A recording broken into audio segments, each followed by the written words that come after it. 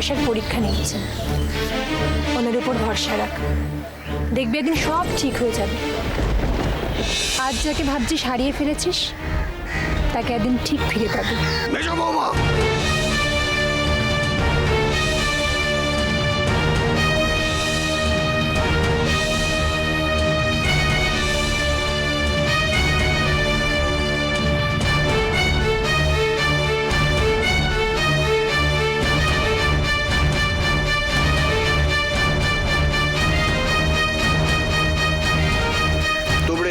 তোমার মেজো কাকি আমাকে বলো গাড়িতে গিয়ে উঠতে। তুমি এসো।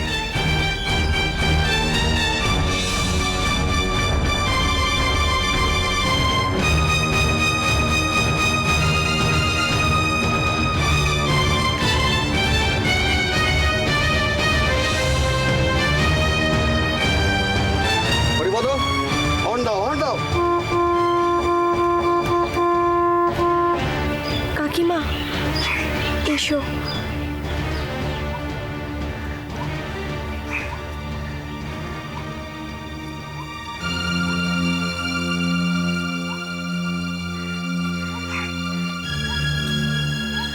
আসি রে পারো, তুইও বাড়ি যা, মা চিন্তা করছে।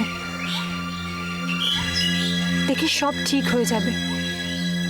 দেবাদি দেবের থানে এসে মন থেকে প্রার্থনা করিস, দেবী ঠিক মনের মানুষকে পাবে। আসি কেমন?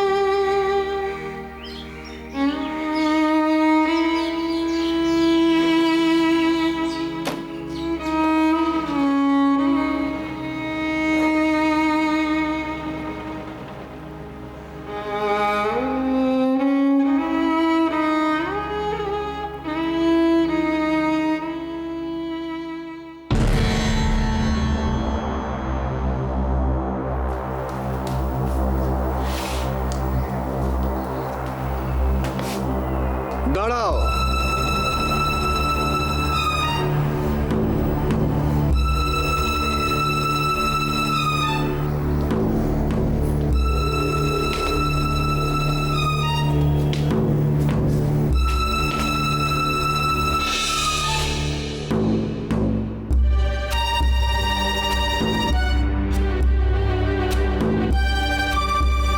তুমি কি এই বাড়িতে নতুন মেজো বৌমা? যদি ময়নাই কাজটা করতো আমি বুঝতাম, কারণ ও এই বাড়িতে নতুন, এই বাড়ির নিয়ম কানুন সম্পর্কে ও ঠিক ওয়াকিবহাল নয়। কিন্তু তুমি এই বাড়ির মেজো বউ হয়ে মন্দিরে তো ওই চোরের মেয়ে পারোর সঙ্গে হ্যাঁ হ্যাঁ হু করছিলে কোন সাহসে?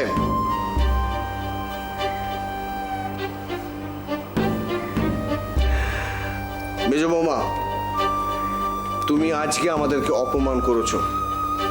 এই মুখুজ্জে বাড়ির মান সম্মানকে তুমি ধুলায় মিশিয়ে দিয়েছ। উত্তর দাও, কেন?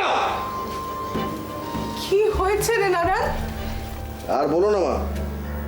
ওই টুবড়িকে মন্দিরে পৌঁছতে গিয়ে দেখি এই তোমার মেজো বৌমা ওই চোরের মেয়েটা, ওই নীলকণ্ঠ যে আমাদের সঙ্গে বিশ্বাসঘাতকতা করেছিল, তার মেয়ে পারোর সঙ্গে খোশ গল্প জুড়ে দিয়েছে, তাকে আবার মাথায় হাত দিয়ে আশীর্বাদ করছে। তা কি আশীর্বাদ করলে মেজো বৌমা, যাতে ও আমাদের আরো সর্বনাশ করুক?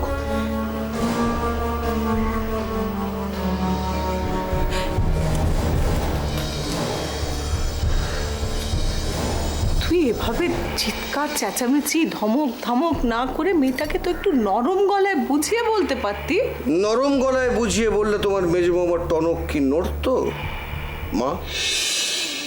আজকে ওই পারোর জন্য আমার দেব আমার থেকে দূরে সরে গেছে। এই সংসারে যত অশান্তি সবের মূলে হচ্ছে ওই পারো। আর তার সঙ্গে কিনা না না মা, না না না, এই বাড়ির প্রত্যেকের বোঝা উচিত, সবার বোঝা উচিত কার কোনটা করা উচিত আর কার কোনটা করা উচিত নয়।